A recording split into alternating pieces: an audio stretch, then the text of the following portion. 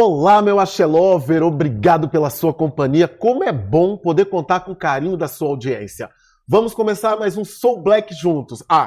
E antes que você se esqueça, já que está por aqui, se inscreve no canal e ativa os sininhos para estar sempre informado das novidades. É muito importante para nós. Ela é artista, é atriz, produtora de impacto social e cultural, é belíssima, talentosíssima, participou de diversas produções na TV e no cinema, tem uma forte presença que contribui para representar a diversidade racial na mídia. No Soul Black de hoje, eu tenho a honra de bater um papo com a maravilhosa Sinara Leal. Sinara. Nossa, que introdução maravilhosa!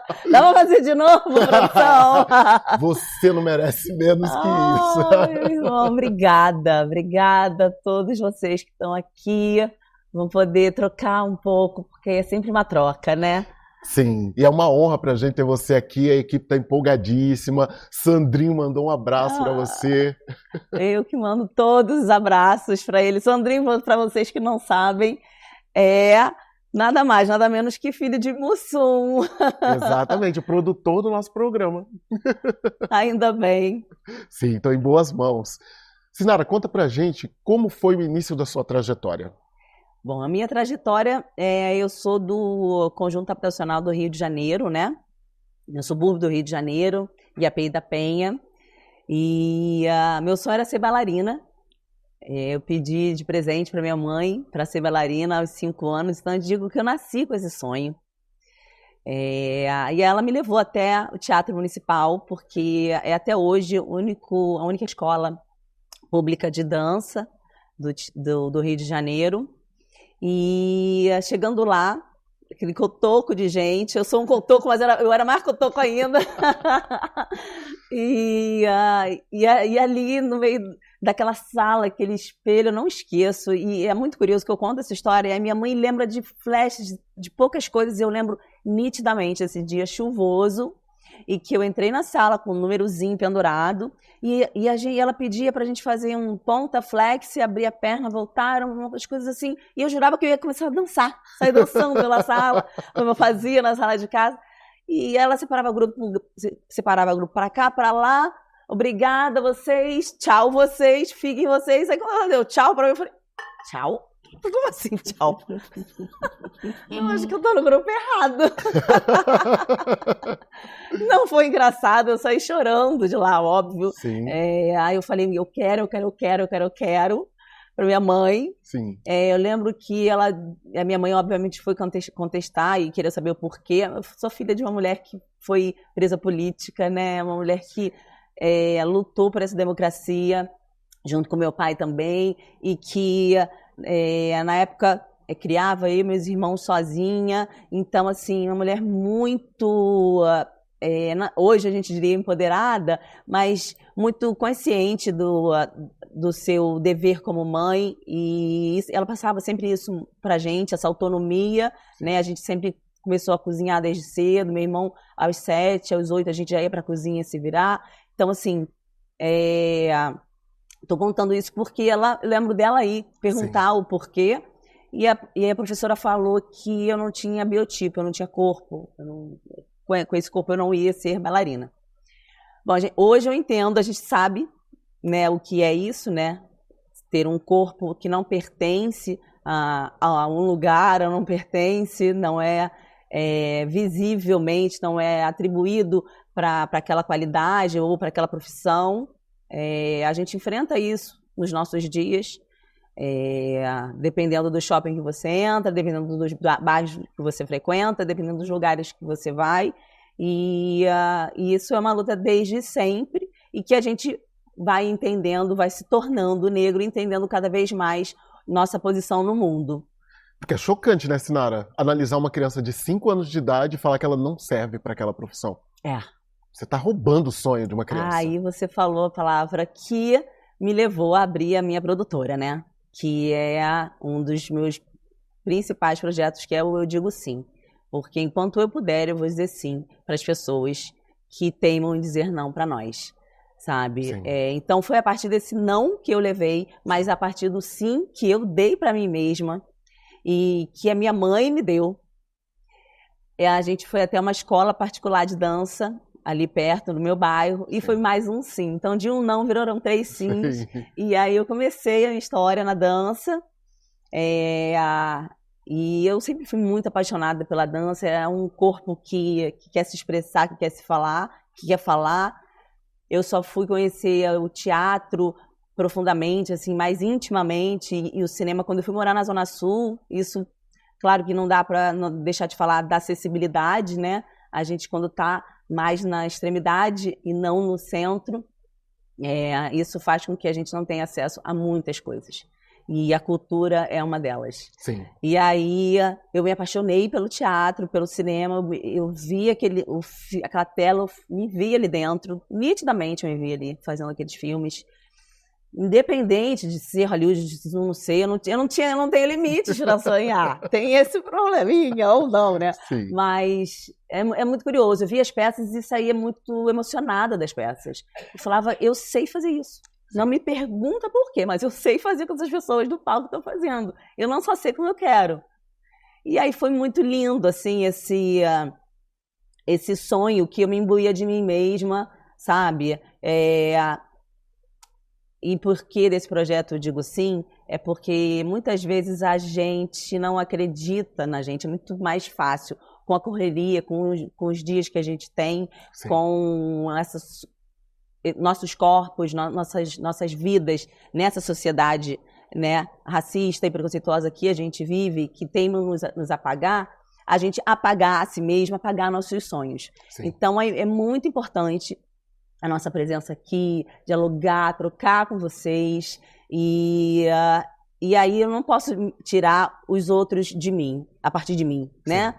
Eu preciso trazer isso que nasceu comigo para inspirar os outros e dizer, independente da idade que você tem, se você tem um sonho, você precisa pelo menos se inspirar e tentar realizar. Porque vai dar o mesmo trabalho se você não fizer. Exato. Se você desistir, vai dar o mesmo trabalho. Você vai ter que escolher outra profissão, uma outra coisa, porque a gente não veio a passeio. Exato. Né? Mas se você não tentar, você vai ter que lidar com a frustração de não ter tentado. Exatamente. É duro, sim, é difícil. A palavrinha desistir, adoraria que ela não viesse no meu ouvido nunca mais. Sim. Mas ela existe, mas talvez ela exista para eu continuar existindo, sim, e resistindo. Sim. O meu primeiro contato com o teatro, Sinara, foi aos 14 anos de idade. Quando eu vi aquele espetáculo, eu olhava para o palco e falei, é isso que eu quero fazer para o resto da minha vida. E era essa sensação, eu consigo fazer isso, eu quero fazer isso. E aí eu fiz o teste para entrar para a companhia, eram 2 etapas, um diretor branco. E eu passei na primeira etapa, que era drama. E quando eu fui fazer na semana seguinte a segunda etapa, eu abri a boca, o diretor cortou a cena e falou, quem passou você? Você não tem o menor talento, vai procurar outra coisa para fazer. E eu estava tão certo que eu queria aquilo para minha vida, e quando ele falou para mim, vai para fanfarra, você não presta para o teatro. Eu falei, eu não vou entregar meu sonho na mão desse cara. Não sei quem ele é. E quando eu decidi fazer, não era para provar para ele que eu conseguia, era para provar para mim, porque dentro de mim eu sabia que eu podia. Sinara, sua trajetória é marcada por personagens fortes e impactantes. Qual personagem você mais gostou de fazer? É muito difícil. Porque cada personagem está vivendo um momento tão particular, sim, da nossa vida, né? É muito difícil de escolher. Eu não consigo. Quando me perguntam, eu acho uma ingratidão, assim, um descaso com o que veio antes, que me construiu e que me alimentou para que eu chegasse nesse outro seguinte, sabe? É um processo tão longo a nossa carreira e tão difícil de conquistar. Eu não consigo escolher uma, eu consigo entender que eu aprendo com cada uma. Quando a gente acha que está construindo um personagem, quando a gente vê, a gente está sendo afetado por eles, né? Então, sim, eu gosto de trazer trilhas sonoras para o personagem, eu gosto de trazer frases. Por exemplo, a doutora Fernanda da Divisão foi muito marcante, porque foi a primeira doutora médica que eu fiz, um personagem, né, não estereotipado, um grande sucesso da Globoplay. E eu levei para ela uma frase do Belchior: amar e mudar as coisas me interessam mais. E essa frase virou uma frase para a minha vida, Sim. né? Porque a gente precisa saber como transformar. Acho que a gente precisa ter estratégia. Como diz meu pai de santo, né? Não é desistir do objetivo, mas talvez mudar a rota, como são as nossas tranças nagôs, por exemplo. Sim. Né? O nosso grande babalorixá, nosso, que eu digo porque quando a gente tem uma pessoa tão comunicativa e sábia, que é um babalorixá, que é o pai Rodney William, e tão acessível, né? Que ele está na internet, tem livros publicados, foi professor durante muitos anos. Então, é uma pessoa que está muito viva e troca muita sabedoria a partir dessa ancestralidade, desse terreiro, que é esse grande território, que faz com que a gente se sinta não só representado, mas que a gente sinta num lugar que a gente possa se reconectar com quem veio antes de nós. Eu sou muito fã do seu babá. Espero que um dia eu possa conhecê-lo em breve, pessoalmente. Eu tenho certeza. E falando em atuação, você é uma camaleoa. Cada personagem, você tem uma aparência diferente. Eu percebi isso te vendo agora pessoalmente. Você é muito boa na arte de construir personagens. Ai, que delícia de elogio. Obrigada. Obrigada. É o que eu mais gosto de fazer. É o processo de construção do personagem. Sim. Eu mergulho assim, que ninguém me tira do meu quartinho, da minha casa, pra nada. Então, assim, eu vou de quadros a playlist, né? Trilhas musicais e frases. Principalmente agora, né? Eu tento cada vez mais trazer mais sabedoria ancestral e para as personagens, né? A Justina Nos Tempos do Imperador, a grande justiceira, eu trouxe para ela um elemento que eu acabei levando para a novela também, que foi o Adinkra Sankofa. Sim. Né? Para quem não sabe, o Adinkra são mais de 90, se não me engano, Adinkras, que são filosofias filosofias africanas, mas que a partir de que elas são elementos desenhados que eles se comunicam a partir desses desenhos espalhados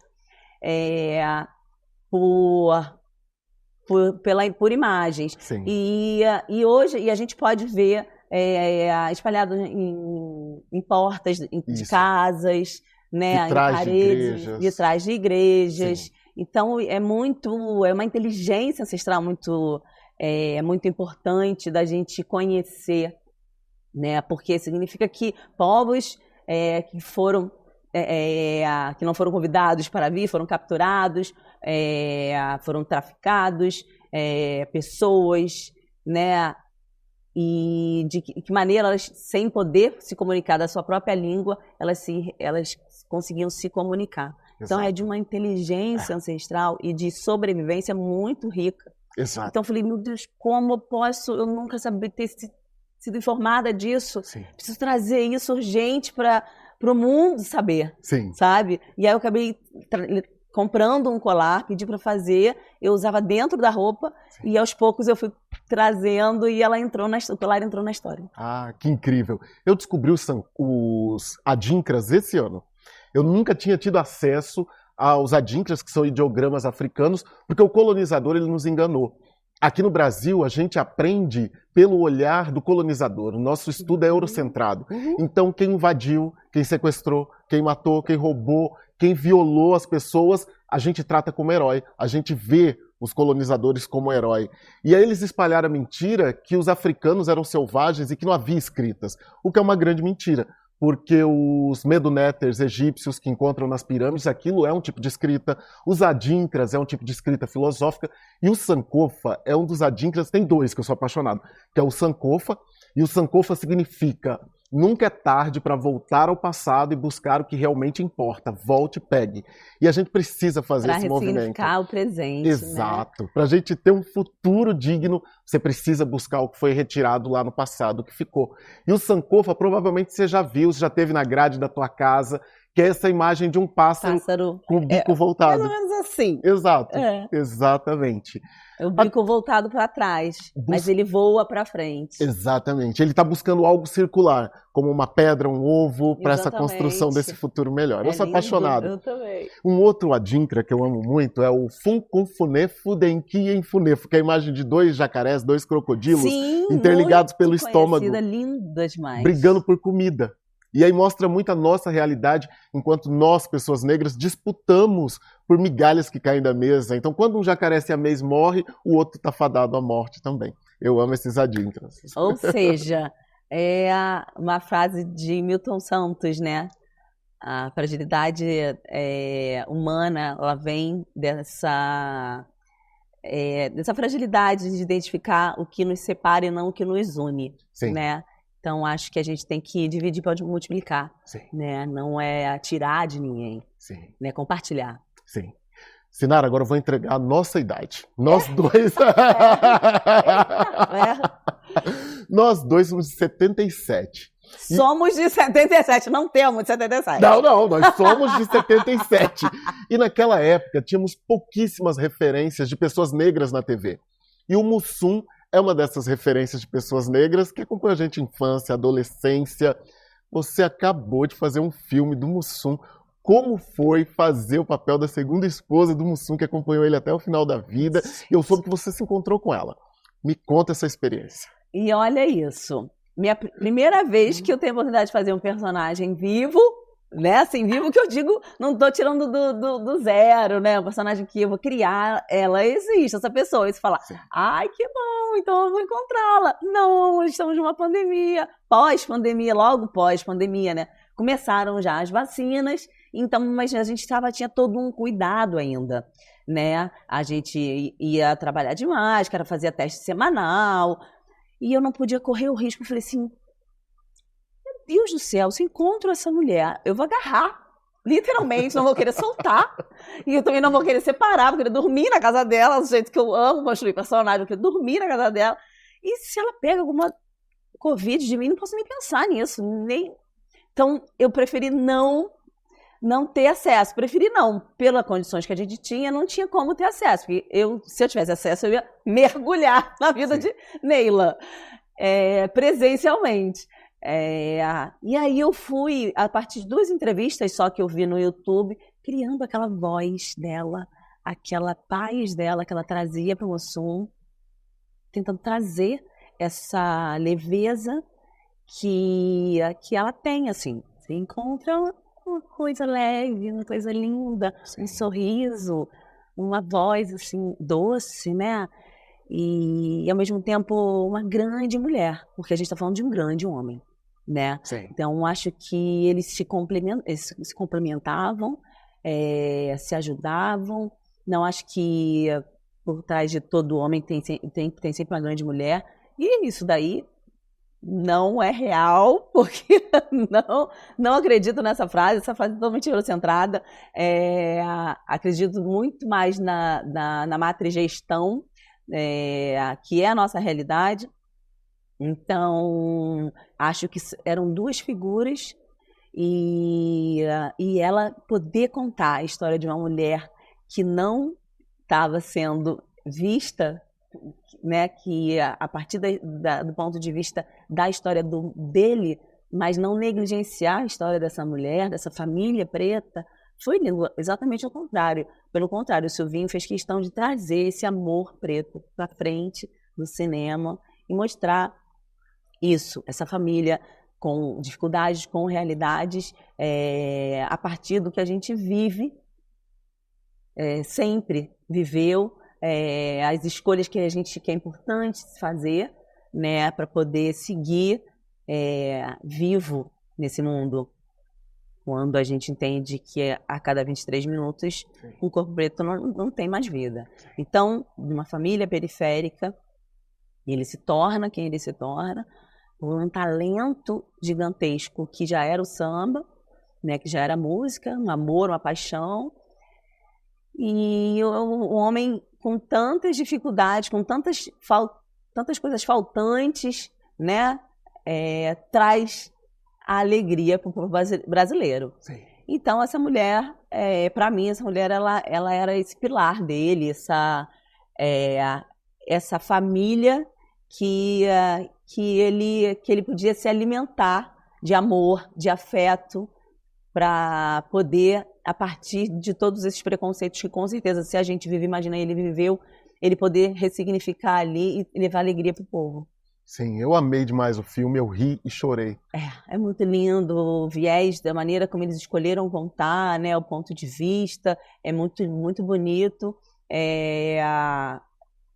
e muito necessário, né, a gente trazer uma família negra que automaticamente eles eram periféricos, eles se tornam centro da história, Sim. né, você está fazendo com que, trazendo o olhar, se tornando o centro, você se torna protagonista, né? Você deixa de ser objeto para ser sujeito da sua própria história.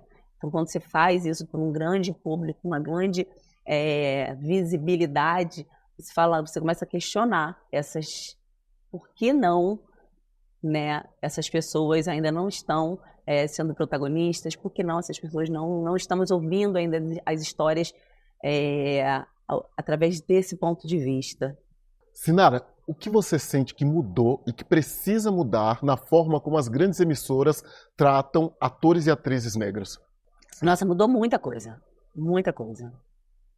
Mas a partir do momento que a gente também está em processo de enegrecer, né? Sim. A gente entende que se ele não for coletivo, ele não vai se dar. Sim. Não vai se dar. É a partir, como eu falei, é a partir do que nos une e não do que nos separa. Então, a partir do momento que a gente respeita as diferenças, a gente entende que elas entram para somar. Sim. E não para tirar. Sim. E aí a gente entende também se entende também de um ponto de vista de valor, de trabalho, de existência no mundo, no espaço. E aí a gente consegue dizer não para alguns trabalhos. Sim. Consegue ressignificar outros. Sim. Dizer sim, muitas vezes por necessidade, mas aí a gente lá dentro do processo entende por que a gente disse sim, e já que eu disse sim, vamos ressignificar aqui, né? Sim. Então, eu acho que é um processo de construção, de constante transformação, né? Ela já aconteceu, fato que aconteceu. A gente vê isso hoje, né? Não só foi o fenômeno Vai na Fé, mas foram outros e estamos vindo agora com 3 protagonistas na TV, a própria história do Mussum, e que vem muito mais, o Afro Reggae com tantas séries com protagonismo negro e não é uma condição só da TV, mas principalmente do audiovisual. Sim. O cinema também ainda é muito embranquecido, né? Sim. O teatro também, sim, né? As grandes produções de teatro, se você for olhar bem para as produções de teatro. Então, assim, é um processo da cultura no geral, tanto que hoje isso vem dentro dos editais. sim. O processo de diversidade, ele está incluído dentro das pautas dos editais. Sim. Então, para você ver a necessidade de transformação a partir também da cultura. Sim. E a gente percebe um indício que as coisas estão mudando é quando a gente vê um ator branco, de olho claro, hétero, galã, reclamando que não tem mais trabalho para ele, que agora é só a negrada que está conseguindo papel. Ator que trabalhou a vida inteira na TV. Na minha carreira acontece muito, Sinara, de atores brancos, às vezes com papel com menor relevância na trama, ganharem mais que eu. Já aconteceu com você? Com certeza. A gente não começou a trabalhar agora, né? Sim. E eu acho que é um processo de transformação, como eu disse já. Então, provavelmente isso ainda pode estar acontecendo. Sim. Provavelmente. Sim. Então, aí a gente está falando de muita coisa. Uhum. Primeiro, o quanto a gente precisa equalizar né? Não uniformizar, entender as diferenças, porque são a partir das diferenças que a gente vai enriquecer a diversidade no mundo, mas principalmente se unir. Sim. Porque a partir do momento que eu sei, cara, quanto você está ganhando? Vamos pleitear isso? Sim. Vamos entender aquilo? Sabe? Todos esses movimentos que levam a gente a crescer. A partir do momento que a gente decide andar junto para frente. Sim. Sabe? Sim. Então, senão fica muito individual. Sim. Fica assim, eu hoje consigo dizer não para... Tá em você. Sim. Ótimo, já é uma vitória, mas ela precisa ser maior. Sim. Ela precisa ir para um mercado. E talvez seja a hora dos sindicatos, né, dos editais, falarem sobre isso também. Sim. Né? A gente falar sobre equalizar de uma maneira digna esses salários. Sim. Porque é muito difícil quando a gente fala você precisando trabalhar e você vai falar não para um trabalho. Exato. Muito difícil. Quando eu consegui isso, olha, eu tinha minha família e minha família religiosa. E aí eu consegui. Só que, mais uma vez, eu não posso tirar o mundo por mim. Então, nem todo mundo vai ter essa força, todo mundo vai poder fazer isso. Isso dá uma força muito grande. Mas não acho que esse é o caminho. Eu acho que o caminho é o contrário. O caminho cara, tô sem grana e eu tive que dar não para um trabalho, mesmo precisando, por causa disso. Vamos atrás, vamos junto, vamos seguir junto.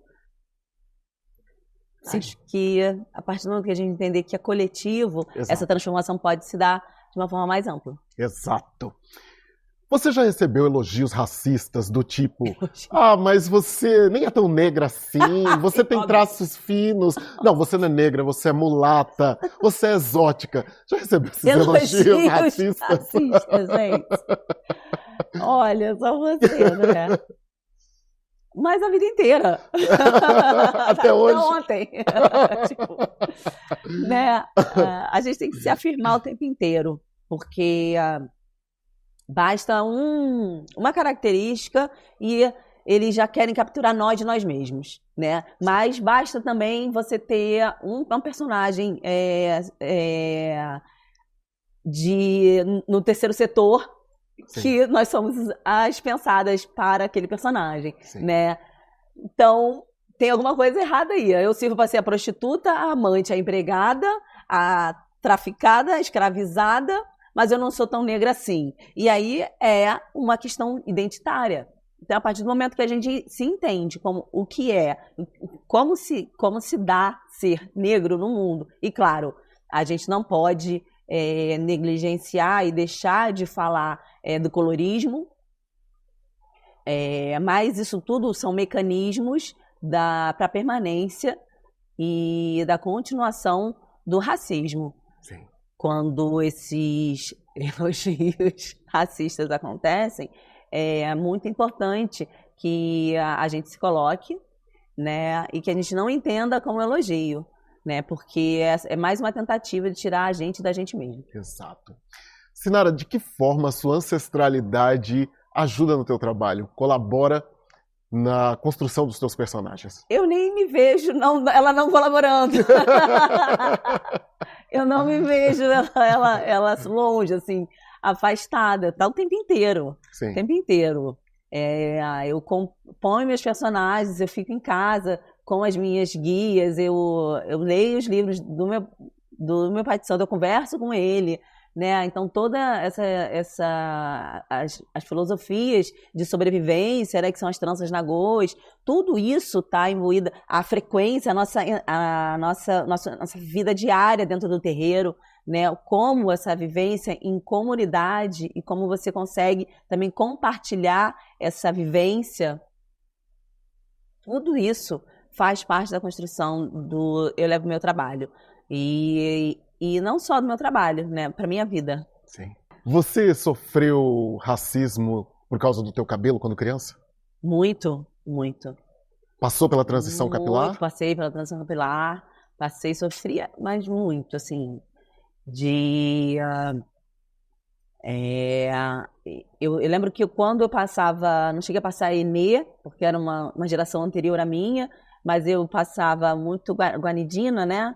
E eu tive conjuntivite alérgica, eu tinha cistite, porque eu sentia muita dor, ardia muito, doía muito e ardia muito, então eu segurava na bexiga para aguentar aquela dor, para poder ver se alisava um pouco mais, aí já dá vontade no banheiro, não, segura mais um pouco que não pode levantar agora. Então, olha o quanto mexe com o teu corpo inteiro. Sim. E, consequentemente, seu emocional vai junto. Sim. Você olha no espelho e você não é mais de você. Você não se enxerga. Porque você está vendo o que um padrão de uma sociedade de beleza impõe. Então, me livrar da guanidina foi, assim, algo libertador. Aquele cheiro que só de você sentir queima aqui dentro, que é uma química fortíssima. E eu fazia desde criança, desde pequena, assim. Nossa! E aí eu lembro que eu tinha vergonha de ir pra praia, pra piscina, sim, porque o cabelo dela não molha. Sai creme. Eu tinha nojo do meu próprio cabelo, porque escorria creme, aí as pessoas ficavam com nojo, eu ficava com vergonha, sabe? De escorrer o creme, e aí eu não molhava o cabelo, ia pra praia, aquele sol de 40 graus, eu não mergulhava. Sim. Aí quando eu mergulhava eu sentia vergonha, porque as pessoas tinham nojo de mim, aí eu comecei a ter nojo de mim mesma. Olha, é algo tão insano isso. Eu vi você citando nas suas mídias sociais uma frase da Bell Hooks, que amor é movimento, amor é ação. Você pode explicar pra gente? Foi no momento que eu fui pro Mercadão de Madureira com uma placa escrito "Você é linda", justamente para essas mulheres crespas se afirmarem como mulheres bonitas. Eu tinha acabado de fazer também um curso sobre o livro. É um livro que mexeu muito comigo. Comigo também. Porque ele fala muito sobre esse lugar faltante, né, desde sempre, né, no mundo que a gente é inserido. E ela fala de um lugar sem romantizar, sem idealizar. O amor como movimento, o amor como ação, a partir de que ele é um verbo, amar, é uma ação. Então eu posso tocar, sim, eu posso olhar, trocar afeto, eu posso exercer muito mais do que dizer. Sim. E não ficar refém desse amor externo, mas também porque eu fui com essa placa, porque justamente o quanto ele é faltante de dentro para fora. Então, resgatar a mim mesma era um movimento que eu queria fazer com aquelas mulheres. Então, eu fui com essa intenção da gente também não ter um cabelo não necessariamente afrodescendente, como ele é. Eu tenho direito também de ter o cabelo que eu quiser, sim, mas a partir de mim, sim, não de algo faltante, de algo imposto, né? Então, é o que eu acredito, cada um vai seguir como acredita, mas é assim como eu me posiciono no mundo, como eu busco, que esse amor seja um amor de troca, de ação e de construção, porque esse amor idealizado e esse amor desejado, ele precisa vir antes, né? É como o espelho de Oxum, né? Como a gente olhar e se ver, se enxergar, se admirar, se amar. E aí esse amor transcende. Você consegue transbordar e trocar, principalmente, né? Verdadeiramente, com o outro. Que lindo. Esse movimento é fundamental. Sem ele parece que as coisas não acontecem. E ele movimenta a gente, sim, de uma maneira muito mais verdadeira, consistente, ao mesmo tempo leve. Sim. né? Porque no olhar do outro já não vai me atravessar tanto. Exato. Sabe? Já não vai me ferir tanto. Se meu creme tá escorrendo, cara... Que bom que eu tenho condições de ter um creme. Mas eu encho a mão na praia agora com o meu creme, amor, e eu faço assim, eu amasso, eu jogo para um lado, eu jogo para o outro. Sim. Agora eu quero ostentar o meu gasto. É exatamente diferente. Exato. E se tem alguém olhando, eu falei... É tipo Mona Lisa. Sim. Pode olhar, pode encostar. Exato. Eu saio na rua assim, e as pessoas me olham como se eu fosse um extraterrestre. Podem me olhar. As pessoas ainda tentam fazer com que esse olhar nos atravesse de uma maneira negativa. Sobre elas, isso fala sobre elas. Sobre o quanto ainda a nossa identidade incomoda, principalmente quando ela não é uma identidade capturada, eurocentrada. Exato. Não é? Exato. Eu quero me denegrir cada vez mais, porque denegrir é tornar negro. Então eu quero me denegrir cada dia mais. Agora, para finalizar, olha, eu ficaria aqui horas conversando com você, Sinara. É muito bom conversar com você. Obrigada. Mas para a gente finalizar, qual conselho você daria para as crianças, os jovens, os adultos que estão nos assistindo, sempre sonharam em atuar, mas tiveram o sonho moído por essa sociedade, como tentaram fazer com o teu? Que conselho você dá para essas pessoas? Olha, tem uma frase da Chimamanda que me encorajou muito a abrir a minha produtora, que é: precisamos encorajar mais mulheres a transformar o mundo. Eu digo que precisamos encorajar mais pessoas a mudar esse mundo, que começa por você, acreditando em você, no seu sonho, no seu propósito de vida, seja ele qual for, é seu. E se você buscar alimentar ele um pouquinho a cada dia, você vai fortalecer você, ele e, consequentemente, a sua existência. Sinara Leal, eu quero agradecer a tua presença, quero agradecer a sua existência, quero agradecer todo o trabalho que você tem feito de representatividade e te falar que você é orgulho dos nossos ancestrais. Obrigado por ter vindo. Muito obrigada por esse espaço. Ficaria aqui muitas horas conversando com você. Parabéns pelo canal. Obrigado. Obrigada por todos que estão aí. Que vocês se sintam mais empoderados de serem vocês mesmos, que independente de quem vocês são, sejam e se afirmem nesse mundo com muito amor, apesar desse amor faltante. Seja você o amor que falta. Claro, e muito obrigado. E você, tá curtindo o Soul Black? Massa, né? Esse programa é pensado e feito para nossa comunidade. Para quem resiste, para quem se indigna, para quem não se cala e para quem tem toda a força de uma ancestralidade para transformar. Por isso é importante que você interaja e nos siga em nossas redes sociais. Deixe seu comentário, seu like, fale com a gente através do e-mail soulblack@blacksoul.com.br. Mande suas críticas, seus elogios e sugestões. Quer ver alguém sentado, entrevistado aqui? Manda também. Eu e a produção estamos ansiosos para falar com você. Obrigado por ter você comigo. Nos vemos na semana que vem.